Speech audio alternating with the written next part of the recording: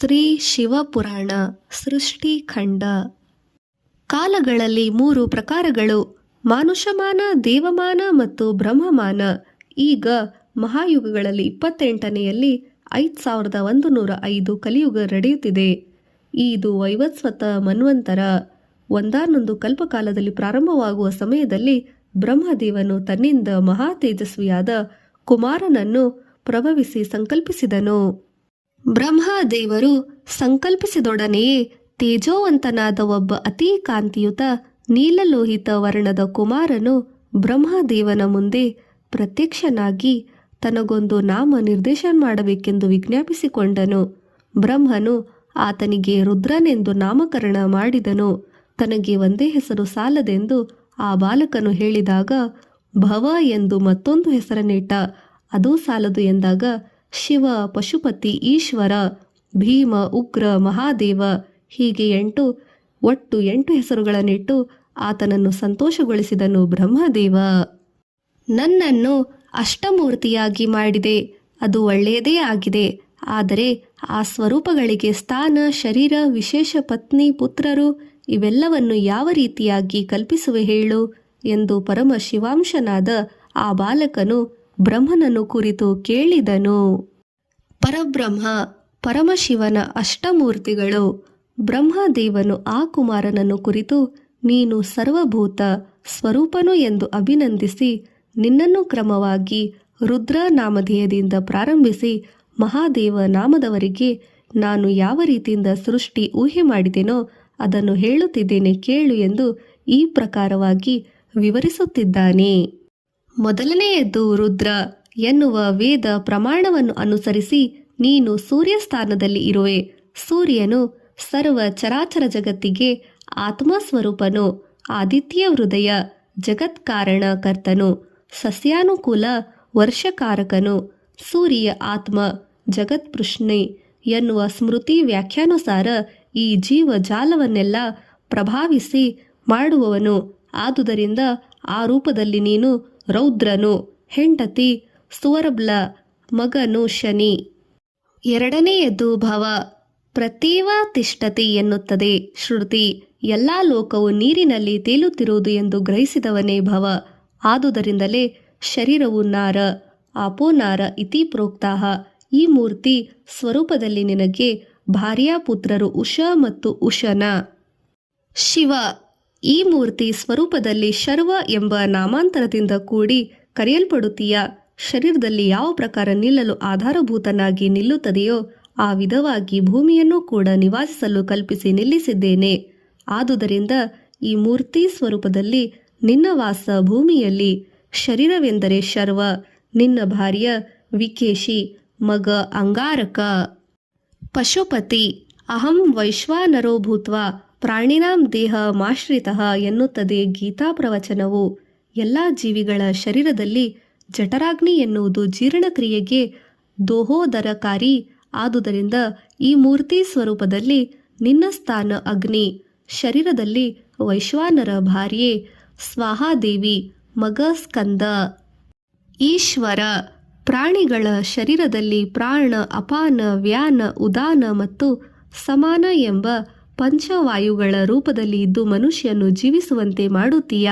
ಆದುದರಿಂದ ಈ ಮೂರ್ತಿ ಸ್ವರೂಪದಲ್ಲಿ ನಿನ್ನ ಸ್ಥಾನವು ವಾಯುವು. ಈಶ್ವಾಸ್ವರ ವಿದ್ಯಾನಾಂ ಈಶ್ವರಸ್ಯ ಭೂತಾನಾಂ ಎಂದು ಶ್ರುತಿಯು ಹೇಳುತ್ತದೆ. ಆದುದರಿಂದ ನಿನ್ನ ಶರೀರವು ಈಶಾನ, ಭಾರ್ಯೆ ಶಿವೆ, ಮಗ ಮನೋಜವ. ಭೀಮ ಈ ಮೂರ್ತಿ ಸ್ವರೂಪದಲ್ಲಿ ನಿನ್ನ ಸ್ಥಾನವು ಆಕಾಶ. ದೇಹದಲ್ಲಿ ರಂಧ್ರ ಸ್ಥಾನಗಳಲ್ಲೆಲ್ಲ ವ್ಯಾಪಿಸುತ್ತೀಯ. ನಿನ್ನ ಶರೀರವು ಭೀಮ. 10 ದಿಕ್ಕುಗಳೇ ಭಾರ್ಯ ಸ್ವರೂಪವು. ಸ್ವರ್ಗವೇ ಪುತ್ರ. ಉಗ್ರ ಯಜಮಾನನೆಂದು ಗೃಹಸ್ಥ ರೂಪದಲ್ಲಿ ನೀನು ಈ ಮೂರ್ತಿ ಸ್ವರೂಪದಲ್ಲಿ ವಾಸಿಸುತ್ತೀಯ. ಯಜ್ಞ ದೀಕ್ಷೆಯಲ್ಲಿ ಇರುವ ಯಜಮಾನನನ್ನು ನೀನು ಗಣ ದೇವತೆಗಳನ್ನು ಸರ್ವಾಂತರ್ಯಾಮಿಯಾಗಿ ಯಜ್ಞದಿಂದ ಸಂತುಷ್ಟಗೊಳಿಸುತ್ತೀಯ. ನಿನ್ನ ಶರೀರವು ಈ ಮೂರ್ತಿ ಸ್ವರೂಪದಲ್ಲಿ ಉಗ್ರವು. ಭಾರ್ಯೆಯು ದೀಕ್ಷೆ, ಮಗನು ಸಂತಾನ. ಮಹಾದೇವ ಸೋಮ ಔಷಧಿ ನಾಮಧೀಪತಿ ಎನ್ನುತ್ತದೆ ಶ್ರುತಿ ವಾಕ್ಯವು. ಆದುದರಿಂದ ನಿನ್ನ ಸ್ಥಾನವು ಚಂದ್ರ. ಈ ಮೂರ್ತಿ ಸ್ವರೂಪದಲ್ಲಿ ಔಷಧಿಗಳಿಗೆ ಅಧಿಪತಿಯಾಗಿ ಅವುಗಳನ್ನು ವೃದ್ಧಿಸಿ ಪ್ರಾಣಿಗಳ ಜೀವ ಪ್ರಮಾಣವನ್ನು ವೃದ್ಧಿಸುವ ಧಾತುಗಳು ಕೂಡ ಆಗುತ್ತೀಯ.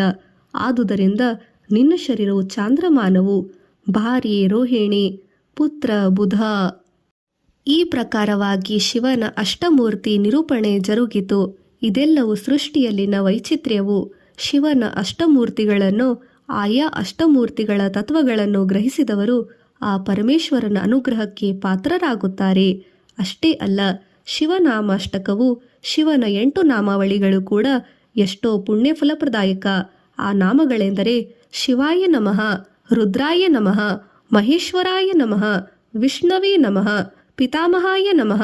ಈ 5 ನಾಮಗಳು ಪಂಚಸಾಧಕರಿಗೆ ಪ್ರಿಯವಾಗಿದೆ. ಸಂಸಾರ ಭೀಷಜೇ ನಮಃ, ಸರ್ವಜ್ಞಾಯ ನಮಃ, ಪರಮಾತ್ಮನೇ ನಮಃ.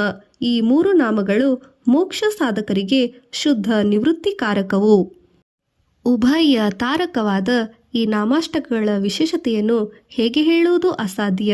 ಆದುದರಿಂದ ನಾನು ಈ ಶಿವಪುರಾಣವನ್ನು ವಿವರಿಸಿ ಪ್ರಾರಂಭದಲ್ಲಿ ರುದ್ರಸ್ತುತಿಯನ್ನು ಪಠಿಸಿರುವೆ ಎಂದು ಸೂತ ಪುರಾಣಿಕರು ಹೇಳಿದರು. ಮಹರ್ಷಿಗಳೆಲ್ಲರೂ ಕೂಡ ಸೂತ ಪುರಾಣಿಕರ ಆದೇಶಾನುಸಾರ ರುದ್ರಸ್ತುತಿಯನ್ನು ಮಾಡಿದರು. ಅನಂತರ ಪುನಃ ಸೂತ ಪುರಾಣಿಕರು ಈ ಪ್ರಕಾರವಾಗಿ ಹೇಳಲು ಪ್ರಾರಂಭಿಸಿದರು. ಯೋ ವೈ ಬ್ರಹ್ಮಣಾಂ ವಿಧಾಧಾತಿ, ಯೋ ದೇವಾನಾಂ ಪ್ರಥಮಂ ಪುರಾಸ್ತತಾ, ವಿಶ್ವಾದಿಪೋ ರುದ್ರ ಮಹರ್ಷಿ ಎನ್ನುತ್ತದೆ ಶ್ರುತಿ. ಈ ಪ್ರಕಾರವಾಗಿ ಈ ವಸ್ತು, ಗುಣ, ಶಬ್ದ, ರೂಪ, ರಸ, ಗಂಧ, ಸ್ಪರ್ಶಾತ್ಮಕವಾದ ಸಮಸ್ತವು ರುದ್ರನ ಸೃಷ್ಟಿಯೇ. ಬ್ರಹ್ಮಾದಿಯಾದಿ ಎಲ್ಲ ದೇವತೆಗಳು ಅಮೃತ ರೂಪಿ ಎಂದು ಆರಾಧಿಸುವ ಆ ಪರಮೇಶ್ವರನನ್ನು ಅಚಲನು, ಆನಂದಮೂರ್ತಿಯು, ಆದಿತ್ಯವರ್ಣನು, ಸರ್ವಾಧಿಪತಿಯು, ನಿಮಿತಾತೀತನು, ತಿಮಿರಾತೀತನು, ಶರ್ವನು. ಆದುದರಿಂದ ಸರ್ವೇಶ್ವರ ಪರಮೇಶ್ವರನಿಗೆ ಶ್ರೇಷ್ಠ ಕನಿಷ್ಠ ಸರಿಸಮಾನರು ಯಾರೂ ಇಲ್ಲ. ಸರ್ವ ಪ್ರಾಣಿಗಳಲ್ಲಿ ಅಣು ಪರಮಾಣು ರೂಪದಲ್ಲಿ ಸ್ವಯಂ ಪ್ರಕಾಶಮಾನವಾದ ಸದಾನಂದ ಮೂರ್ತಿ ಮೋಕ್ಷಾತೀರ್ಥಿಗಳಿಗೆ ಆಶ್ರಯದಾತನೆಂದರೆ ವಿರುಡ್ರಾಪ್ರಿಯನಾದ ಆ ಪರಮೇಶ್ವರನೊಬ್ಬನೇ. ಶಿವ ತತ್ವ ಜಿಜ್ಞಾಸುಗಳಿಗೆ ಅಗೋಚರವಾದ ಮಹಾಮೂರ್ತಿಮಂತ ತತ್ವ ಆತನದು ಎಂದು ಹೇಳಿದ ನಂತರ, ಮಹಾನುಭಾವ, ನಮಗೆ ಒಂದು ಧರ್ಮ ಸಂದೇಹವಿದೆ. ಶಿವ ತತ್ವ ತಿಳಿಯುವುದು ಹೇಗೆ? ಇದಕ್ಕೆ ಪೂರ್ವದಲ್ಲಿ ಅದನ್ನು ತಿಳಿಯಲು ಯಾರಾದರೂ ಪ್ರಯತ್ನ ಪಟ್ಟಿರುವರೇ? ಯಾರಾದರೂ ಇದ್ದಾರೆಯೇ? ಇದರೆ ಯಾವ ವಿಧವಾಗಿ ಪ್ರಯತ್ನಿಸಿದರು ಎಂದು ಕೆಲವು ಮುನೀಂದ್ರರು ಪ್ರಶ್ನಿಸಿದರು. ಶಿವ ತತ್ವಾರ್ಥಿಯಾದ ನಾರದನು ಈಗ ಯೋಚಿಸುವ ವಿಷಯವೂ ಅದೇ. ಶಿವ ತತ್ವ ಗ್ರಹಿಸಲು ಎಷ್ಟೋ ಜನರು ಪ್ರಯತ್ನಿಸಿದರೂ ಆಗದು. ಅವರಲ್ಲಿ ಸಾಕ್ಷಾತ್ ನಾರದ ಮಹರ್ಷಿಗಳು ಕೂಡ ಒಬ್ಬರು ಎಂದು ಸೂತ ಪುರಾಣಿಕರು ಹೇಳಿದರು. ನಾರದ ಮಹರ್ಷಿಗಳಿಲ್ಲದೆ ಯಾವ ಪುರಾಣವೂ ಇರುವುದಿಲ್ಲ ಎಂಬ ಆ ಲೋಕೋಕ್ತಿ ನಿಜವೆಂದು ತೋರುತ್ತದೆ ಎಂದು ಶೌನಕ ಮಹರ್ಷಿಗಳು ಸಂತೋಷದಿಂದ ನೋಡುತ್ತಾ ಪುರಾಣ ಕಥಾ ಶ್ರವಣವನ್ನು ಸೂತ ಪುರಾಣಿಕರು ಮುಂದುವರೆಸುತ್ತಿದ್ದರು. ಪೂರ್ವ ಕಾಲದಲ್ಲಿ ಒಂದು ಕಲ್ಪಕಾಲ ನಾರದ ಮಹರ್ಷಿಗಳು ಶಿವ ತತ್ವ ಜಿಜ್ಞಾಸಾರ್ಥವಾಗಿ ಅಖಂಡವಾದ ತಪಸ್ಸನ್ನು ಆಚರಿಸಿದರು. ಅದು ಎಷ್ಟು ತೀವ್ರತರವಾಗಿತ್ತು ಎಂದರೆ ಆ ತಪೋ ಉಗ್ರತೆಯಲ್ಲಿ ಎಲ್ಲ ಲೋಕಗಳು ಜ್ವಲಿಸಿ ಹೋದವು. ಅವನ ಉಗ್ರ ತಪಸ್ಸಿನ ಪ್ರಭಾವವನ್ನು ಕಂಡು ದೇವೇಂದ್ರನು ಗಾಬರಿಯಾದನು. ಕೂಡಲೇ ಆತನು ಮನ್ಮಥನನ್ನು ಕರೆಸಿ ನಾರದರ ತಪಸ್ಸನ್ನು ಭಂಗ ಮಾಡಬೇಕೆಂದು ಕೋರಿದನು.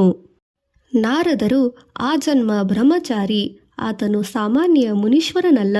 ಈ ಅನಂಗನಿಂದ ಆತ ತಪಸ್ಸನ್ನು ಭಂಗ ಮಾಡಲು ಸಾಧ್ಯವಿಲ್ಲ ಎಂದು ಮನ್ಮಥನು ತನ್ನ ಅಶಕ್ತತೆಯನ್ನು ವ್ಯಕ್ತಪಡಿಸಿದನು. ನಿನ್ನ ಶಕ್ತಿಯನ್ನು ವಂಚಿಸದೆ ಪ್ರಯತ್ನ ಮಾಡು ಎಂದು ಇಂದ್ರನು ಹೇಳಲಾಗಿ ಸರಿ ಎಂದು ತಕ್ಷಣವೇ ವಸಂತಕಾಲ ಶುಕ, ಕಪೀರ್ಕೀರ, ಶಾರಿಕಾದಿ ಗಣಗಳೊಡನೆ ಸೇರಿಕೊಂಡು ಪುಷ್ಪಬಾಣಾದಿ ಆಯುಧಗಳೊಡನೆ ಸಜ್ಜಾಗಿ ಮನ್ಮಥನು ಹೊರಟನು.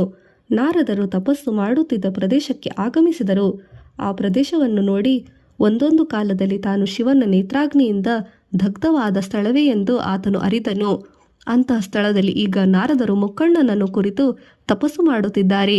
ಪುನಃ ನನಗೆ ಉಪದ್ರವ ಪರಿಸ್ಥಿತಿ ಯಾವಾಗ ಬರುವುದೋ ಏನೋ. ಆದರೆ ಇಂದ್ರನ ಆಜ್ಞೆ ಧಿಕ್ಕರಿಸಲು ಸಾಧ್ಯವಿಲ್ಲ.